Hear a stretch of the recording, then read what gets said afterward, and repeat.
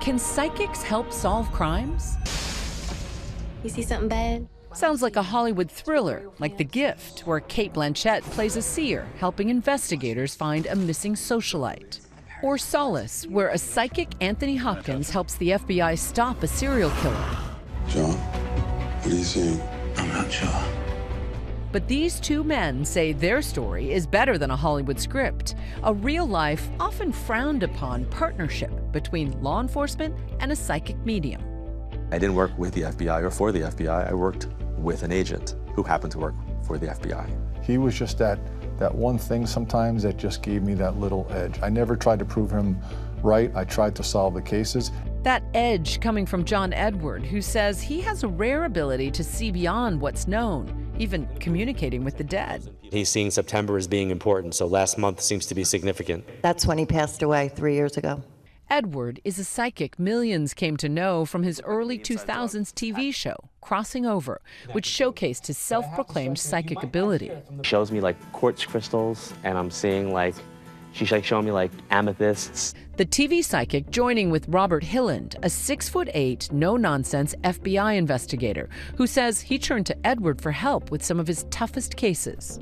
The pair now going public for the first time about their decades-long collaboration, from the infamous Boston crime boss Whitey Bulger to eventually nabbing convicted wife killer John Smith. When I look back on our almost 30 years together over those many experiences, it feels like it wasn't by accident. It happened for a reason. When Hilland was assigned the heartbreaking case of Noah Thomas, a 5-year-old boy who disappeared, he called his friend, Edward. What was he telling you? He said you walked right over him, and it almost felt like the kids' game. You're getting warmer, you're getting colder. How are you doing this? This case was different. This case, I think, struck the dad chord for me. And I think if we had to look for a theme within my working with Bob, it would be the dad chord. I felt like, what if this was my child? Now, Hilland and Edward's unlikely partnership fully revealed in a new book, Chasing Evil. Why did you keep it from as many of your colleagues as you could? If any of my colleagues came to me and said, hey, Bob, I'm working a case, I'm talking to a psychic, I would have said, get out of here. I think I wanted to preserve my reputation in the FBI, my own credibility. But I could not deny throughout the years the information that he provided had value. Their work together, Hilland says, included a headline-making case in 2009. We're just hoping she's found safe. Yale University graduate student Annie Lay disappeared after entering a campus lab just days before her wedding. I feel lost. Don't know what happened to my niece. We haven't heard anything really, and I just want her to be okay. We were working on the premise that the killer had either taken her body out somehow or she was still on the scene there. I was in the presence of my colleagues, and I get this call from John Edward. Edward, who was in Ireland about to take the stage for a performance, says he got a strong feeling from what he calls his guides, that he knew where Annie was. It would be like seeing the laboratory, seeing like there's swipe cards to get in and out. There's half glass in one of the doors. Go that direction. But you were saying to him, she's right there. What did that come through as? It is a knowing, as opposed to, I wonder this. Like this I know. Hilland writes about directing the search for Annie based on what Edward told him. Oh, I'm like leading all these people. We're in this room, which had pipes in it, and he's like, she's in the pipes. And he was insistent, she's there. She wasn't. So despite all of our efforts, I'm sorry, John, she wasn't there. The following day, I get a call from the case agent. He says, Bob, you're not going to believe this. Remember where we were? She was in the wall between those two rooms in the pipes. Joy jail. Annie had been murdered by another lab worker who later confessed to killing her. Raymond Clark is serving 44 years in prison. What made the case resonate so deeply with you, and what were you feeling? I think because she worked in a lab, and my background comes out of healthcare, and I fixated on the laboratory part of it, and that gave me like my entrance in. Born and raised in Queens, New York, Edward, the son of a police officer, was planning a career in the sciences. But he realized he had a talent for reading people, something he'd been doing since he was 15, eventually honing his skills. So a psychic is the person who has the ability to connect with energy and talk about what's happening now in your life. But a medium specifically helps to connect with people who have crossed over.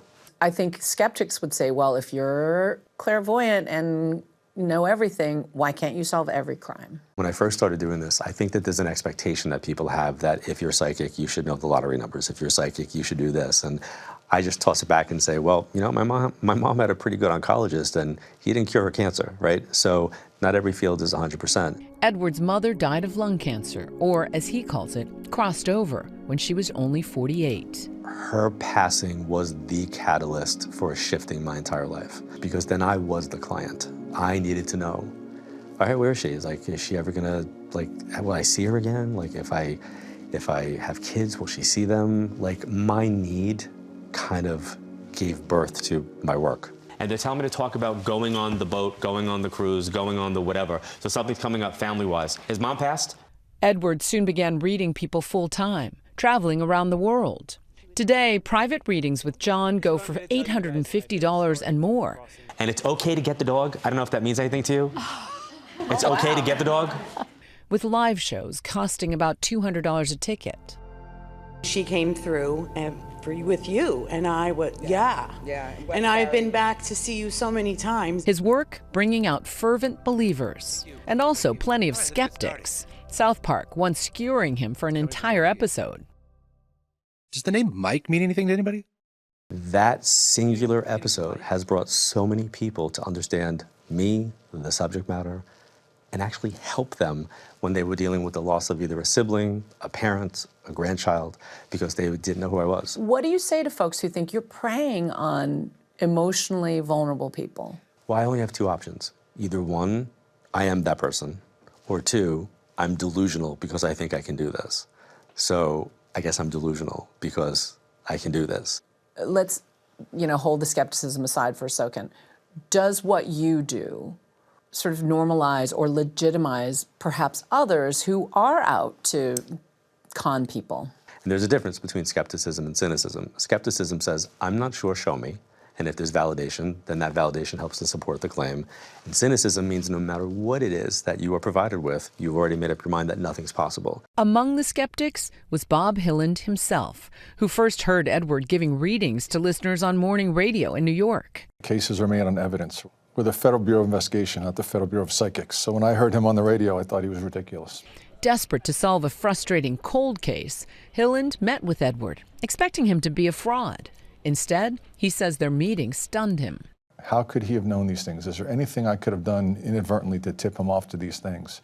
And the answer every time was no. There was nothing. 27 years later, the pair say they aim to help people, whether they believe or not. I would submit to any of them who think this is all nonsense. If somebody that they loved and cared for, God forbid, disappeared one day, but I had this friend here who maybe could at least point me in a direction, would you not want me to go talk to him if I could find your loved one?